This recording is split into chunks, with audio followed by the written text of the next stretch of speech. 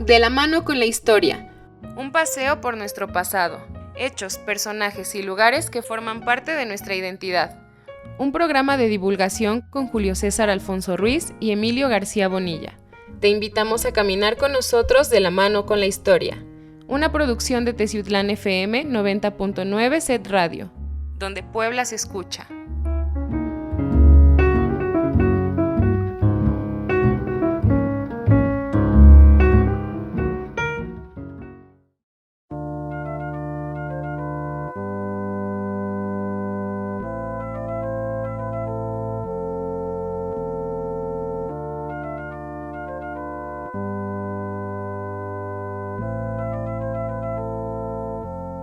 ¿Qué tal, amigos? Muy buenas tardes. Esta tarde los saludamos nuevamente en su programa de la mano con la historia. Emilio García Bonilla, muy buenas tardes. Buenas tardes, Julio César Alfonso Ruiz, amigos y amigas que nos escuchan. Como siempre es un gusto estar nuevamente, como todos los miércoles, de 6 a 7 de la tarde, en este programa de la mano con la historia que se transmite desde el Sistema Estatal de Telecomunicaciones, Set Radio, XHTZ del 90.9 Teciutlán FM, donde Puebla se escucha, con la cabina en la antigua estación del ferrocarril de Teciutlán, y les recordamos que están abiertos los teléfonos para llamadas y mensajes, el 231 31 329 73 y el 231 100 15 79. Esta es una emisora integrante de la red de radiodifusoras educativas y culturales de México, y pueden seguirnos asimismo a través de Facebook y Twitter en @teciutlanfm y escucharnos vía página web en www.setpuebla.mx/home/radio en vivo. ¿Qué tal, amigos? Es un gusto saludarlos nuevamente, y el día de hoy tenemos un programa muy interesante alrededor de un sistema que utilizamos todos para nuestra vida cotidiana, y este sistema es el transporte. Vamos a iniciar el programa hablando un poquito del transporte y su evolución, iniciando con los llamados tamemes en la época mesoamericana, los cuales fungían como un servicio de transporte de persona a persona, es decir, estaba destinado a las élites porque son los que podían pagar este servicio, y era de que eran cargados con una silla mientras otra persona doblaba su espalda para lograr el caminar. Este medio de transporte fue muy común durante varios ciclos de la época mesoamericana, y como les mencionaba en el preludio de esta intervención, estaba destinado a los gobernantes y gente de la élite de la época. Pero además, este sistema de transporte no quedó en el olvido, puesto que sobrevivió y siguió fungiendo aún durante la época colonial, también destinado a personajes principalmente del clero y de los sistemas de gobierno, o arrendadores, entre otros. Así es, Julio. Pues los tamemes fueron el medio de transporte de la época prehispánica mesoamericana, ya que en esta parte del mundo no se conocían los animales de carga. No había caballos, no había mulas, no había bueyes. Y pues, a diferencia de la zona andina, donde por ejemplo tienen las llamas, aquí en Mesoamérica tuvieron que valerse de los propios seres humanos para transportar tanto a personas como a mercancías. En el caso de los tamemes, eran una parte de la población de los macehuales, entrenados prácticamente desde la infancia para dedicarse a ese oficio, ya que exigía un excelente estado físico y una resistencia también a caminar largas distancias con peso. Se cuenta que pues estos personajes de los tamemes podían soportar cargas de entre 20 y 30 kilos, y en una jornada podían avanzar entre 20 y 30 kilómetros, dependiendo obviamente de las condiciones del terreno, del clima y de alguna dificultad que se les presentara en el viaje. Estos tamemes pues eran principalmente ocupados por parte de los comerciantes, que se encargaban de distribuir los productos de una región a otra, y a veces estos viajes llegaban a durar semanas, meses y quizás hasta años enteros.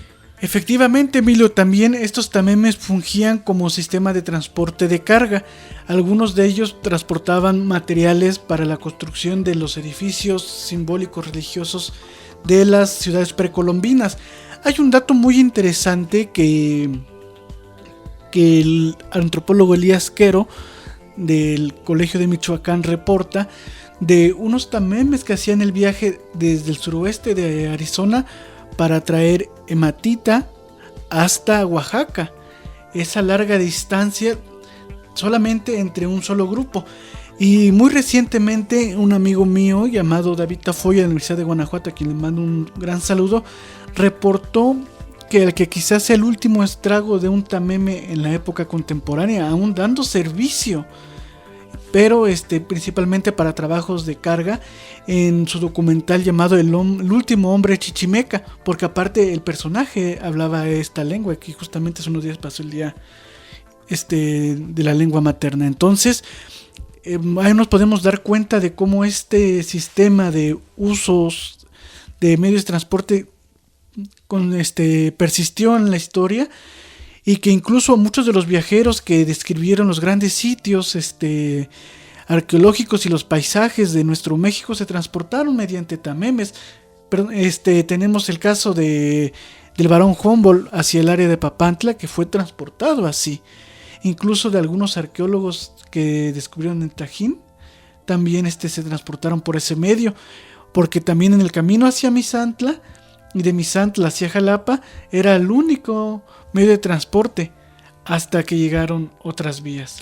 Así es, y los tamemes se caracterizaban por su indumentaria consistente en un mecapal, que es una franja de cuero o tejida que se coloca en la frente, y en la parte posterior pues soporta este mecapal ya sean chiquihuites, huacales de madera u otras cargas, de forma que el peso se sostiene con la espalda, con la columna vertebral. Eso también les permitía soportar mayores pesos. Y bien, en el caso de nuestra región, el trabajo de los tamemes es muy evidente, gracias a que tenemos, por ejemplo, el registro de la matrícula de tributos, donde se nos dice que esta región de Teciutlán, que comprendía otras poblaciones con cabecera en Tlatlauqui, cada 80 días tenían que tributar a la Gran Tenochtitlan 1600 mantas de 2 brazas de longitud, es decir, de más o menos 5 metros, así como 8000 bultos de liquidámbar y insignias y armas de guerra. Todos estos elementos, cada 80 días, eran transportados a las espaldas de los tamemes desde Tlatlauquitepec hasta la Ciudad de México, Tenochtitlan. Así es, Emilio, y de esta forma también tenemos datos interesantes de la riqueza tanto ambiental como de flora y fauna, que muchas comunidades del centro del país vieron en esta zona uno de los pilares para su subsistencia. Y además pues estos tamemes a su vez fungían con el intercambio entre comarcas, incluso hasta algunos vinculados con los postecas, esos comerciantes de la época precolombina que caminaban largas distancias y que son los fundadores de un sistema muy tradicional de comercio en nuestro país, como lo es el tianguis, puesto que ellos movían tianguis o mercados, que ellos movían las mercancías principalmente a los grandes núcleos como lo que hoy es Tepeaca y lo que es Tlatelolco, el gran mercado de Tlatelolco en el centro de México. Entonces ahí tenemos el primer medio de transporte de nuestra nación, que fue el tameme y que fue con vía humana. Y además se cuenta que estas caravanas de comerciantes con los tamemes transportando todas estas mercancías eran por lo regular acompañadas de músicos que marcaban el ritmo para que todos caminaran a la misma velocidad. Y al frente iba el jefe de la caravana, que además de ir trazando la ruta a seguir, cargaba la imagen de un dios que protegía a todo el contingente. Entonces ahí vemos esta primera forma de medio de transporte de nuestra región, de nuestra Mesoamérica. Pero bueno, con la llegada de los españoles, pues también llegaron los caballos, aunque Los primeros conquistadores también se valieron de los cargadores indígenas para transportar todo su material y todo su armamento, ya que en realidad los primeros españoles, no traían demasiadas bestias de carga, sino que eran más caballos que montaban a la manera de jinetes. Así es, Emilio. Y bueno, pues estos tamemes fueron también pilares de la subsistencia de las comarcas durante diversos periodos de evolución en las diferentes culturas de nuestro país, y con ello encontramos posteriormente otro sistema de transporte ya ligado en la época colonial, principalmente a estos personajes que transitaban estos caminos de herradura, porque no existían caminos como tales en estas regiones, que fueron los arrieros, también vinculados a las diligencias. Pero los arrieros eran quienes se encargaban de transportar los productos entre tierra caliente, el valle y las sierras, y viceversa. Ellos también fueron creadores de fortunas de diversos tipos, puesto que había personajes que tenían recuas más grandes que otros, como es común también en los medios de transporte actual. Y pues ellos eran los que se encargaban de transitar estos caminos, Emilio. Así es, ya hemos comentado en anteriores programas la importancia que tuvo la arriería para Teciutlán y la región, ya que fueron estos personajes los que durante bien entrado el siglo XX, más bien hasta esos años, hasta aproximadamente 1940-1950, se encargaron de comunicar a toda la región serrano-costeña, entre el estado de Puebla y Veracruz, ya que el comercio, como la base de vida de los pueblos de estas regiones incomunicadas, lo realizaron estos personajes, haciendo el transporte de carga a lomo de mulas o machos de carga.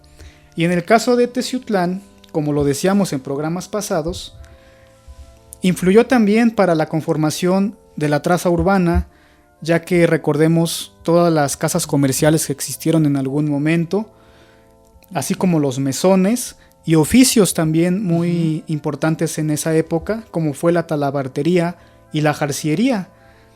Además, pues desde todo lo que conlleva el intercambio comercial y cultural entre esta región más húmeda con la región de la tierra caliente. Así es, Emilio, también el arrieraje conformó el contexto de el diseño de la comarca. De hecho, siguiendo el concepto de la arquitecta Selene Luna llamado Leer la Ciudad, nos damos cuenta que esta ciudad estaba diseñada para el pasaje de estas mulas de carga de los arrieros, porque el empedrado tiende a tener ciertas inclinaciones tanto para el lado derecho como para el izquierdo, y banquetas muy altas, además de tener guardapolvos en las estructuras de las diferentes casonas, principalmente del centro de la ciudad, para evitar que se ensuciasen los tonos de pintura que se empleaban para la decoración de las mismas. En este caso nos damos cuenta también que era una forma de precaver incluso las inundaciones, porque se diseñaban a modo de que no se salpicasen tampoco en la medida de lo posible a las estructuras de la casa habitación por el tránsito de estos animales, pero también de las bestias de reses que transitaban por el centro de la ciudad. Así es. Quisiera comentarles que el señor Miguel Ángel Bello, cronista municipal de Huaytamalco, él tiene un libro muy interesante que acabo de adquirir hace unos días, se titula Los Arrieros, y en él da cuenta de todo este trabajo y lo que conllevaba, ya sea como un oficio importante para muchas familias de la región.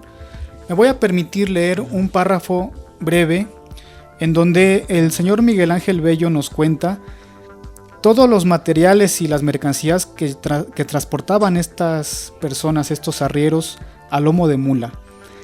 Dice: los arrieros de las casas comerciales se encargaban del acarreo de los artículos necesarios para el ejercicio del comercio, consistentes en aquel tiempo en piezas de manta, telas para vestidos, cobijas, cobertores, percales, charmés, colotes con sombreros de palma y soyate, que es otro tipo de palma, rollos de capizayo de palma, rebozos, chales para dama, bultos de suela en cuadros para hacer guaraches, franela para cenidores, cintos normales y de culebra para guardar el dinero, en esos tiempos en que la moneda era de oro y plata, mangas de hule para andar a pie y a caballo, cajas de madera con jabón de lejía.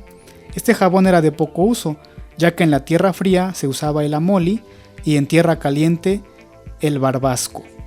Pues ahí tenemos una descripción de este oficio muy antiguo en nuestra región y muy importante, como ya hemos dicho, y todos estos productos que quizás en la actualidad pues ya pasaron a la historia, solamente quedan los recuerdos, y también nos da una idea de toda esa época que quedó atrás junto con este oficio de los arrieros. Fíjate, Emilio, que esta planta de barbasco que tú has señalado es muy curiosa, porque déjenme decirles a todos nuestros amigos y amigas que de esta planta se extrae una de las bases para la pastilla anticonceptiva del barbasco. Incluso estuvo denominada como extinta en nuestro país, pero gracias a algunos trabajos de varios personajes en la región, como el agrónomo Jaime, que por cierto le mando un saludo porque nos escucha cada miércoles. Él encontró barbasco en la parte baja de la Aurora, y siendo que se suponía que estaba extinto, entonces solamente como comercial, porque esta planta es muy importante dentro de la vida cotidiana. Pero bueno, siguiendo este camino de los arrieros, también tenemos que en los caminos reales transitaron las diligencias de la época colonial, y con ellas tanto se transportaron personajes como también se transportaron nuevas formas de quehacer humano, es decir, nuevos tratados que se expedían en la capital, pero también se transportaban los impuestos de la corona. Por ello también se hicieron diferentes trazos, porque existía desde aquella época saltos a estas diligencias, Emilio. Así es. En un programa pasado comentaba yo la existencia de una casa de diligencias que estuvo ubicada en donde actualmente es la Escuela Secundaria Federal Antonio Udirac, la ESFA. Esta casa de diligencias llevó el nombre de Cascos y Compañía gracias a su propietario, el señor Laureano Cascos. Esto aproximadamente por el año 1870. Pero previamente ya, como bien decías, Julio, en la época colonial ya transitaban estas diligencias por los caminos reales. Muchas de estas diligencias y los accidentes que hubo y los asaltos pues han dado origen también a muchas leyendas de tesoros escondidos, inclusive de apariciones fantasmales de jinetes, de caballos, de escuchar el sonido de la carreta, de las ruedas transitando por los caminos empedrados. Pero bueno, esto también nos indica de todo este tiempo que estuvieron funcionando este tipo de transportes. En el caso de las diligencias, la señora Conchita González Molina, a quien también le mandamos un saludo, en su libro sobre la historia de un tren, ella refiere una cita del señor Luis Bello Hidalgo, en donde él menciona que había una diligencia tirada por 6 mulas robustas que hacían su recorrido entre Teciutlán y Perote. Dice, no sé cuántas veces a la semana o al mes, pues mi recuerdo se contrae a la propia curiosidad de mi niñez, que la veía atravesar las tortuosas calles de mi ciudad, mal empedradas, produciendo un ruido natural de las ferradas ruedas sobre duras piedras, el golpeteo de las herraduras y los gritos estentorios del cochero y el sota, que así llamaban al ayudante del cochero, que turbaban la tranquilidad austera del lugar. Aquel espectáculo para ver salir de la amplia caja del vehículo a encopetadas damas ataviadas con el atuendo de su época, sombrerillo o toca atados al cuello con anchos listones o mascadas, luengas faldas con polizón posterior y ajustadas blusas en las que se adivinaba el corsé que abarcaba desde el busto a la cadera, señorones de copa o bombín con levita cruzada y duro cuello almidonado, con corbatas que iban del plastrón a la mariposa, ostentando vistosos chalecos de piqué con gruesas cadenas de oro, de las que pendían con costosos relojes de repetición, gruesos como una caja de betún. Aquí él nos está dando a entender que en este tipo de diligencias pues viajaban personas de clase acomodada. no eran accesibles para todo el público, sino más bien para personas que querían buscar comodidad y también seguridad en esta ruta de Teciutlán a Perote y de Perote a Jalapa. Y también al respecto, la escritora María Lombardo Toledano, en su novela titulada Una luz en la otra orilla, ella refiere un viaje de Teciutlán a Jalapa en diligencia y menciona, por ejemplo, que de Teciutlán a Oyameles eran aproximadamente 12 horas de camino. Todo un día lo usaban para transportarse de Teciutlán a Perote. En Perote pernoctaban y al día siguiente retomaban el camino para llegar a Jalapa. Entonces prácticamente eran 2 jornadas de viaje de Teciutlán a Jalapa. Algo que ahora pues se nos antoja increíble, ¿no? Porque actualmente pues en unas cuantas horas estamos en esa capital veracruzana. Pero en aquellos tiempos viajar sí que era muy difícil, era muy cansado y también peligroso, porque también, como decías, había el riesgo de que hubieran asaltantes o bandidos que merodeaban los caminos, como también lo refiere María Lombardo, porque ella, en el viaje que ella reconstruye, sufren un asalto por parte de una banda conocida como los Plateados. Y bueno, ella también refiere, por ejemplo, los itacates que llevaban los pasajeros, el hecho de que en el camino se encontraban con un hato de toros que levantaba mucho polvo y que había que cerrar las ventanillas de la diligencia, y otras circunstancias también muy curiosas, pero que también nos transportan un poquito a esa época de las diligencias de Teciutlán a Jalapa. Así es, Emilio. Con esto podemos también incluso hasta reconstruir parte de los paisajes de la época, también parte de las vivencias, como María Lombardo señala, y que nos dan una idea de lo complejo que era el movilizar diferentes productos entre las diferentes comarcas. Y esas distancias ahora son increíblemente cortas si ellos las pudiesen ver, ¿no? Por la rapidez de la evolución del medio de transporte. Y justamente en este proceso de evolución del transporte tenemos los inicios de la llamada modernidad. En nuestro país se inician a trazar los primeros caminos metálicos. Uno de ellos está muy ligado con Teciutlán, pues es el camino de Perote a Veracruz. Como hemos sabido, Perote y Teciutlán siempre han estado juntos por diferentes puntos de vista comercial, político, militar e incluso de organización social. Y con el trazo del ferrocarril de Perote a Veracruz, que concebía además los trazos del ferrocarril de Veracruz a México, conllevaba también para Teciutlán un aventajamiento principalmente en las distancias hacia el puerto de Veracruz y hacia la capital de nuestro país, puesto que los teciutecos optaban por trasladarse de Teciutlán a Perote, ya como bien señala Emilio, vía diligencias, para ahí hacer escala y subirse al entonces medio de transporte más rápido de la época, Emilio. Así es, y vaya, la llegada del tren a Teciutlán, como ya le hemos dicho en reiteradas ocasiones, aquel 5 de mayo del año 1900, precisamente hasta estos lugares que hoy ocupa la estación de Teciutlán FM, pues sin duda marcó para siempre el curso histórico de esta región y esta ciudad, ya que pues este ferrocarril prestó servicio hasta el año 1993. Fueron más de 90 años transportando personas, mercancías, valores, y también ligado desde luego con la actividad minera, que ya comentábamos en otro programa anterior. En el caso de la mina de La Aurora en aire libre, también tenía su propio medio de transporte, su ferrocarril de 9 kilómetros, y este funcionó entre 1903 y 1962.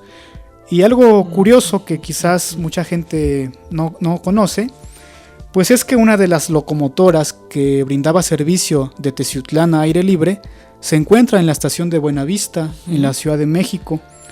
Esta fue donada en 1980 ya por la compañía minera Autlán como un monumento histórico, y hasta la fecha así se le tiene en la explanada de la que fuera la estación ferroviaria de Buenavista. La Teciutlán Copper Company 2. Así es, que fue una máquina construida en los Estados Unidos en 1897 y adquirida por la Teciutlán Copper Company en 1905.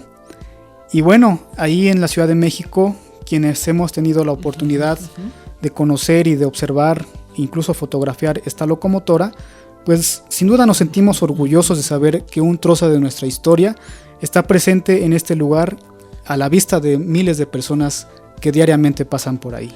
Así es, Emilio, y esta locomotora también se le ha confundido con la que está aquí en el camellón. La que está aquí en el camellón no es la TCC2. Siempre hay por ahí ha habido, incluso hasta en inventarios de difusión turística de Teciutlán, se ha dicho que es la TCC2, pero no, es un error. Pero ligado también a los ferrocarriles de vapor y posteriormente de petróleo, tenemos que hubo para el caso de Teciutlán 2 tranvías registrados. Uno, y del que tenemos aquí una digitalización del mapa del trayecto, que inició sus actividades en 1889, justamente antes de la llegada del interoceánico, y que iba desde lo que hoy es la estación del ferrocarril, pero que tenía distintas rutas que pasaban por el centro de la ciudad, por la calle Cuauhtémoc, y además bajaban hacia el área del Panteón y seguían su camino con rumbo hacia Huatenio y terminando hasta lo que actualmente se conoce como la parada de la estación, entre los límites de San Diego y los inicios de la Junta Auxiliar de Acateno, y también el inicio del camino que va hacia la Junta Auxiliar de San Sebastián y Mezcalcuautla. Es muy interesante por las rutas que tenía, y Emilio y este servidor platicábamos antes de entrar aquí con ustedes, que seguramente habían 2 o 3 grupos de mulas moviendo estos medios de transporte, porque para la ruta que está marcada en este mapa, pues era muy complejo e inhumano que fuera solamente una. Así es, tenemos que también con la llegada del ferrocarril a Teciutlán se instauró una línea de tranvía que comunicaba precisamente la estación del ferrocarril con el centro de la ciudad, que es quizás la ruta más conocida y de la que hay inclusive fotografías de este tranvía recorriendo las calles, principalmente la calle Hidalgo y la calle Juárez de nuestra ciudad. Y bien, una vez más recurro al libro de Concepción González Molina, que ella nos cuenta que el tranvía bajaba por toda la calle Hidalgo o calle Real, la principal por la ubicación de las mejores casas comerciales, hasta llegar enfrente del templo de Santa María de la Asunción, hoy catedral. Bajaba por la calle Allende, pasaba frente a la sucursal del Banco de México, para luego en la esquina de Juárez y Allende tomar una bifurcación que la vía tomaba. Uno hacia el Panteón Municipal, al final de la calle Allende, y la otra era para subir por toda la calle Juárez, pasando por el Hotel Barron, y en la calle Colón doblar hacia la derecha para volver a encontrar la calle Hidalgo y subir nuevamente hasta la estación del ferrocarril. Este tranvía, conocido comúnmente como el tranvía de mulitas o tranvía de sangre, llevaba el nombre oficial de Ferrocarril Urbano de Teciutlán. Era tirado por 6 mulas y constaba de 2 carros. El carro que iba adelante era el carro de segunda y el carro de atrás era el carro de primera. Estos coches eran de color amarillo. Su último dueño fue el señor Manuel Bretón. Ya por ahí del año 1928-1930 comienza a dejar de dar servicio, ya que empieza a surgir la competencia de la mano de don Sabino Huitrón, quien fue el dueño de una flotilla de camiones de redilas que ya llevaban la carga a domicilio. Durante mucho tiempo, los carros del tranvía urbano de Teciutlán estuvieron abandonados en un terreno baldío, en donde hoy se encuentra el centro escolar Presidente Manuel Ávila Camacho. Este tren urbano de Teciutlán tampoco no estuvo ajeno a conflictos de interés, puesto que, según lo dice un aviso al público que se resguarda en el Archivo General del Estado de Puebla, que hace referencia justamente a Teciutlán, el 21 de abril de 1918 hubo un paro de actividades de este medio de transporte urbano por los cambios de precios entre los precios de carga, los precios de transporte y también los precios de exceso de equipaje, aunado también de las tarifas de los trabajadores de este tren urbano de Teciutlán. Y para ello tenemos que la cifra más cara para ese momento era de 3 pesos con 66 centavos de esa época, y el más barato era de 16 centavos de la época, y esos 16 centavos eran por un bulto de 45 kilogramos. Así es, y aunado a este tranvía también existían armones, que son unas plataformas que iban también sobre los rieles y que estaban hechas exclusivamente para el transporte de carga. Y bien, amigos y amigas, queremos recordarles que nos están escuchando a través del Sistema Estatal de Telecomunicaciones, SET Radio, XHTZ del 90.9 Teciutlán FM, donde Puebla se escucha, en este programa de La Mano con la Historia, el día de hoy dedicado a el transporte público en Teciutlán y la región. Estamos transmitiendo desde la antigua estación del ferrocarril de Teciutlán, y los números en cabina son el 231-31-329-73 y 231-100-1579. Es una emisora integrante de la red de radiodifusores educativas y culturales de México, y pueden escucharnos a través de la página web www.setpuebla.mx/home/radio en vivo. Así como era complejo el trasladarse en las diligencias por los tiempos de distancia, aunque si bien el ferrocarril era más rápido que las mulas de carga, jalando las diligencias, en el caso de los ferrocarriles tenemos un dato que nos refiere el gerente general del ferrocarril de San Marcos a Tecolutla, llamado Felipe S. Martel, hacia 1907, en donde nos dice que el horario de salida de San Marcos era a las 10:25 de la mañana, llegando hasta Teciutlán a las 5:50 de la mañana, pero del día siguiente. O sea, era bastante largo el trayecto, puesto que tenemos que la parte intermedia, que se llamaba Atenquique, estaba llegando aproximadamente a las 9:08 de la noche para cenar. Esto es el itinerario que está en el libro de Puebla y Oaxaca Ilustrados, en donde el entonces gerente general Felipe S. Martel nos dice esos horarios de salida. Y bueno, era el trayecto bastante largo, Emilio. Y justamente el ferrocarril también trae consigo nuevos medios de transporte, pues en sus vagones viajaron los primeros automóviles que se conocieron en nuestro país. Así es, y también los primeros automóviles que llegaron a Teciutlán. Se tiene el dato, gracias a Conchita González Molina una vez más, de que en el año 1905 llega el primer automóvil propiedad del doctor Monroy Velasco. Era de la marca Studebaker, y bueno, un tiempo después otras familias también con los recursos económicos suficientes, como los Lapuente, los Aramburo, los Zorrilla y los Montoto, también adquirieron sus propios vehículos. E incluso el primer accidente documentado fue el choque automovilístico de los señores Lorenzo Lapuente Zorrilla y el doctor Luis Montoto. Y bueno, poco a poco el automóvil fue cobrando importancia en nuestra ciudad y nuestra región, de manera que ya refería el negocio del señor Sabino Huitrón, dueño de una primer flotilla de camiones de redilas que llevaban la carga que llegaba a la estación del ferrocarril para distribuirla a las diferentes casas comerciales y casas particulares de las diferentes familias que recibían sus productos y sus mercancías.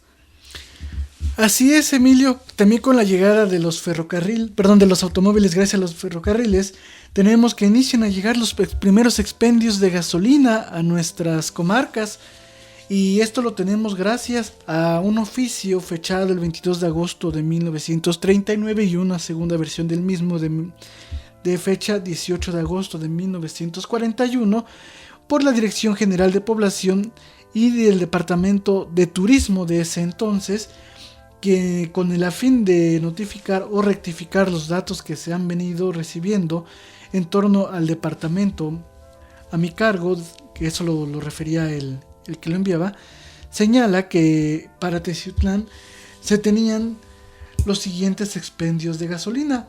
1, propiedad de Francisco Martín, ubicado entre Juárez y Alatriste, con un precio de la gasolina de 0,21 centavos de la época. La segunda del señor Francisco Aramburo, que se ubicaba en la calle Alatriste, sin número, con un precio de 0,22 centavos. Y también del señor Rogueu Rodríguez, en su establecimiento ubicado en Avenida Hidalgo y 16 de septiembre, y también con un precio de 21 centavos para litro de combustible.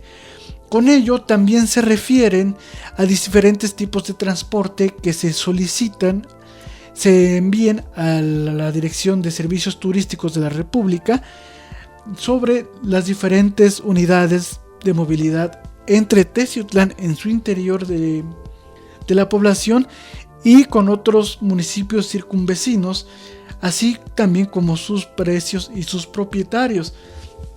Tenemos que Teciutlán reporta obviamente el precio del ferrocarril interoceánico, que tenía en ese entonces un pasaje entre 3.10 pesos y un redondo de 4.45 pesos en la segunda clase, y ya los camiones con las líneas Flecha Roja, que era propiedad del sindicato de camioneros, con un precio en el interior de la ciudad de 21 centavos y con un precio de un trayecto entre Teciutlán y Tlapacoyan de 1 peso con 45 centavos.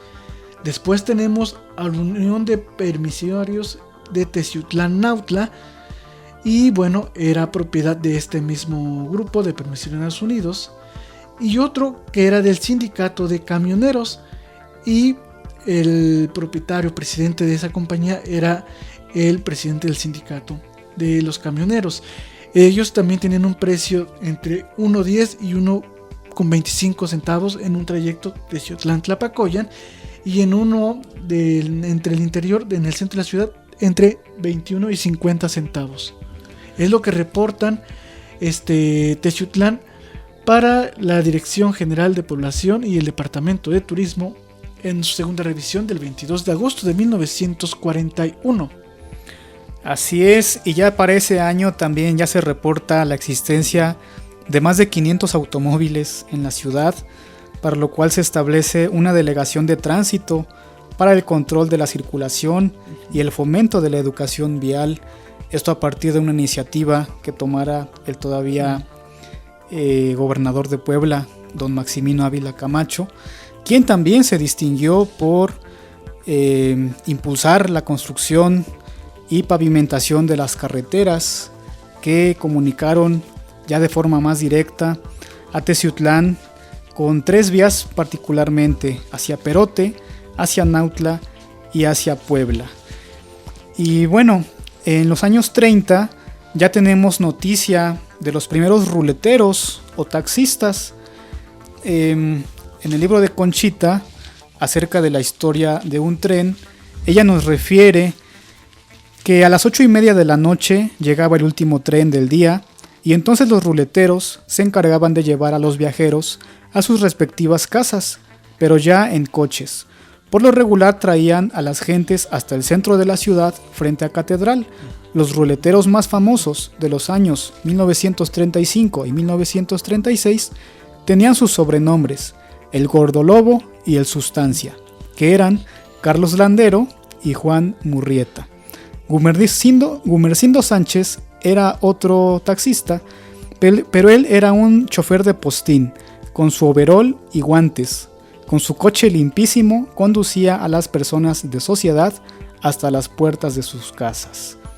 Y bien, el primer sitio de taxis que hubo en nuestra ciudad, pues es el famoso sitio Hidalgo, que todavía existe, ubicado en la calle Allende, entre Juárez e Hidalgo. Y bueno, desde luego aprovechamos para mandar un saludo a estos taxistas del sitio más antiguo que hubo en Teciutlán. Así es, Emilio, y justamente en este proceso de desarrollo ya de un transporte público propio del crecimiento económico y social y urbano de Teciutlán, inicia también con la llegada de otros sistemas de movilidad que se requerían en la comarca, principalmente con el fin de tener pues una llegada puntual a los diferentes puntos de trabajo de tanto profesionistas como trabajadores de distintas industrias de Teciutlán.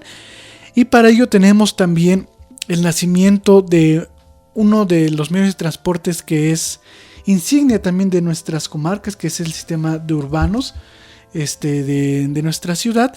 Y tenemos que, gracias a una entrevista que nos colaboró Gio Limón, una muy buena amiga, sobre la historia de Urbanos Verdes, se tiene el dato de que ellos inician operaciones con 2 unidades, propiedad del señor Luis Botello Ricoy, con una ruta del centro de Teciutlán hacia Aire Libre, con 2 distintos horarios.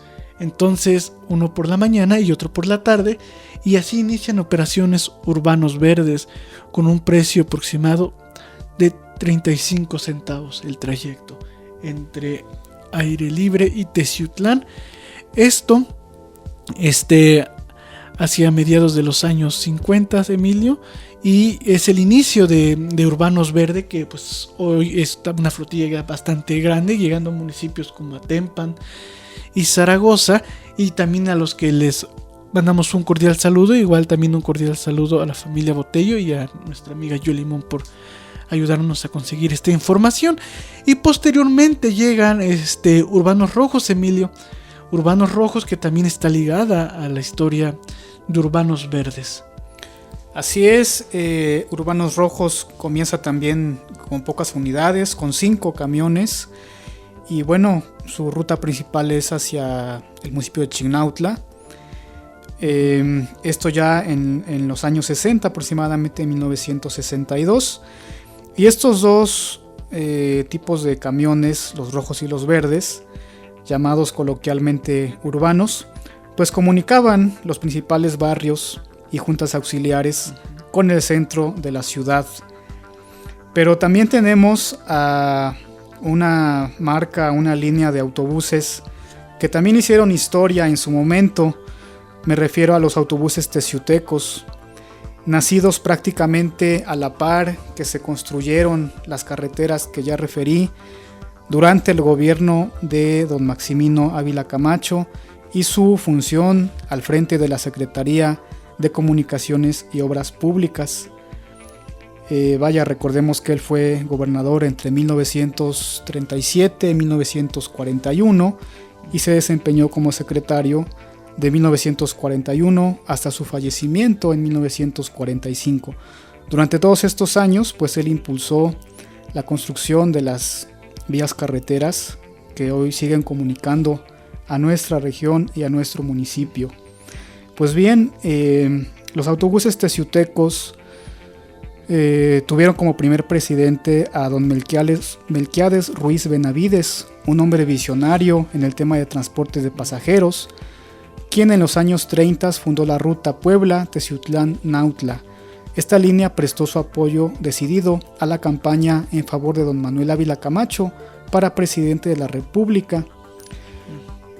Posteriormente, después de que se construyen las carreteras, comenzó a extender sus rutas, ya prácticamente expandiéndose por toda la región entre los años 50 y 60.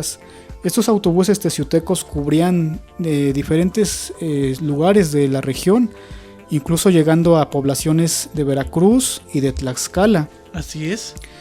Los primeros autobuses o camiones estaban pintados de color azul, y los más recientes ya tenían como su distintivo el color rojo sobre fondo blanco, teniendo también un diseño de una gaviota como distintivo particular de esta línea de autobuses. Hay muchos recuerdos de varias familias en torno a Teciutecos, porque era un poco complejo viajar en ellos por la necesidad de muchas personas de trabajar, incluso a mí, de trabajar y de viajar, y incluso a mí me tocó tener muy joven, muy infante, una experiencia en uno de ellos para obtener un lugar en un trayecto hacia Jalapa. Este servicio de transporte actualmente sigue vigente, pero con otro nombre, y ahora es propiedad de una empresa bastante poderosa de movilidad en nuestro país, y sigue haciendo las rutas que seguían los teciutecos, a excepto de la ruta de Jalapa, que ya no la hacen, ni la ruta hacia Ciudad de México. Ahora ya solamente es de Puebla a San Rafael y Veracruz. Esta empresa actualmente se conoce como Transportes Línea Vía. Ellos son los herederos de los trayectos de los autobuses teciutecos. Con ello podemos ver también, por ejemplo, el trabajo arduo por consolidar el medio de transporte de la familia Rocoy para los verdes, de la familia Naredo para los urbanos rojos y para la familia de los teciutecos. Así es, como bien lo mencionas, mucha gente recuerda incluso con nostalgia estos autobuses teciutecos que prácticamente terminan de elaborar a principios de los años 90 debido a una huelga que involucró a sus trabajadores. La empresa se declaró en quiebra en 1991 y al año siguiente ya se creó la comisión liquidadora de la Sociedad Cooperativa de Autotransportes Teciutecos, que se encargó de la desaparición física de la misma, vendiendo todos los activos y pasivos de la empresa entre 1991 y 1993. Mientras el conflicto y huelga perduraron, las rutas que cubrían en el estado de Puebla y parte de Veracruz comenzaron a ser cubiertas por las líneas que ya mencionaste, Julio, y que hoy siguen también prestando servicio a toda la población de la región, ya con otro nombre y ya desde luego con otros vehículos, porque también se recuerda a los teciutecos pues por vehículos un poco obsoletos, de los llamados trompudos, o en otras partes llamados chimecos. Pero es parte también de nuestra historia, y son cosas que no debemos olvidar, y que también las nuevas generaciones sepan que no ha sido fácil este tránsito hacia la modernidad y las comunicaciones. Así es. También justamente el ferrocarril vivió una época de cambios durante los procesos de consolidación de estas rutas interurbanas, y por ejemplo de los autobuses teciutecos, puesto que hacia los 60s y 70s inicia el cambio de combustible del ferrocarril. Empiezan a llegar los ferrocarriles de la General Motors ya con motores a diésel, como los que podemos ver todavía aquí en la estación. Empiezan a suplir a las locomotoras que formaron la memoria colectiva de los ferrocarriles, siendo ellas también justamente las últimas en recorrer estos caminos metálicos del interoceánico hacia los años 90, inicio de los años 90, y que va coincidiendo casi justamente con el fin de Teciutecos, con el fin del interoceánico de Teciutlán. Van de la mano la expresión de dos insignias del transporte en Teciutlán, y actualmente pues vemos la llegada de diversas plataformas de transporte por aplicación que ofrecen servicios más económicos para la movilidad de los transeúntes en Teciutlán, seguridad, economía y también pues un mejor servicio de unidades, Emilio. Así es, pues vemos también cómo cierta calidad de servicios va supliendo a otra, se van sucediendo los transportes y las comodidades, y también por qué no mencionar a las famosas combis colectivas, que también son muy recurrentes y muy solicitadas en esta ciudad de Teciutlán. Las primeras unidades llegaron en diciembre de 1985.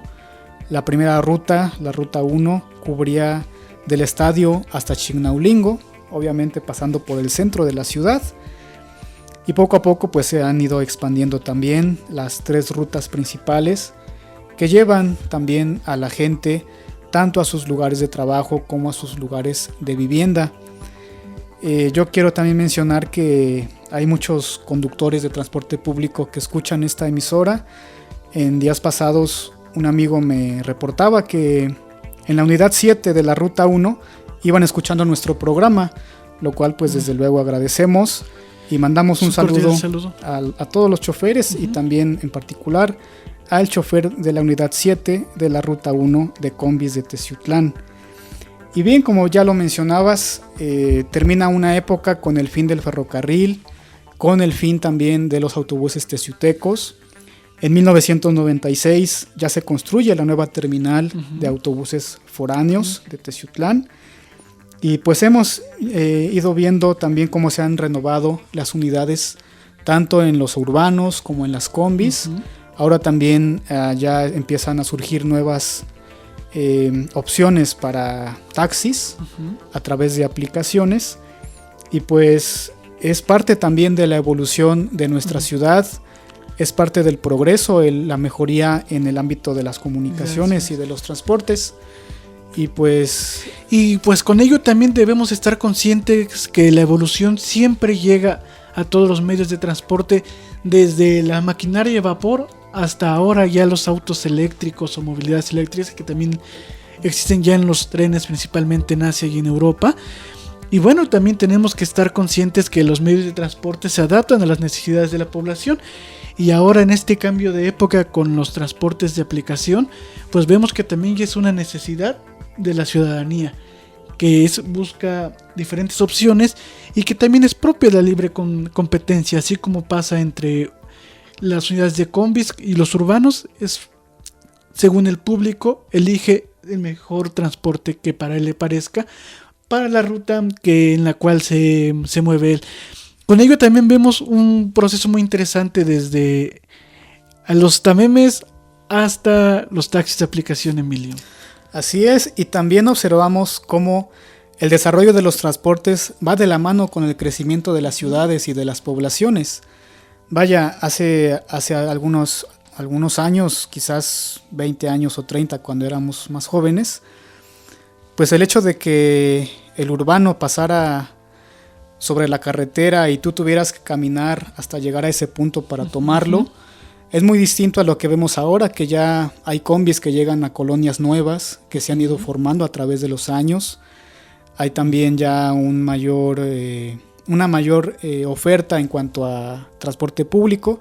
Ya no son nada más 5 urbanos, sino que ya son muchísimos más.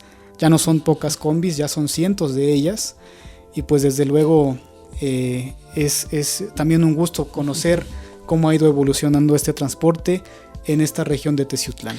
Así es, amigos, nos escuchamos todos los miércoles a través del Sistema Estatal de Telecomunicaciones CER Radio XHTZ del 90.9 Teciutlán FM, donde Puebla se escucha desde la antigua estación del ferrocarril en Avenida Hidalgo sin número, en la Colonia El Pinal.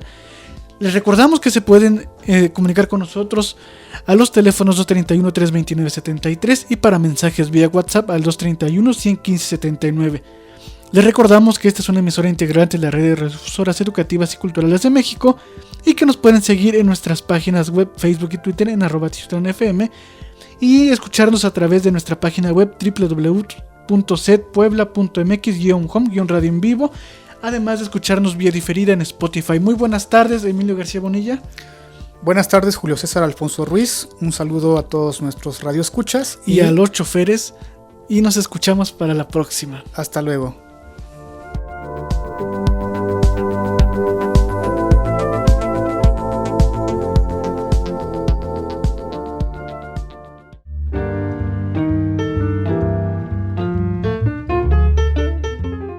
Paseando por la historia de esta región y estado, llegamos al final de esta edición. Nos escuchamos con libreta en mano el próximo miércoles para seguir caminando de la mano con la historia. Una producción de Teciutlán FM, 90.9 Set Radio, donde Puebla se escucha.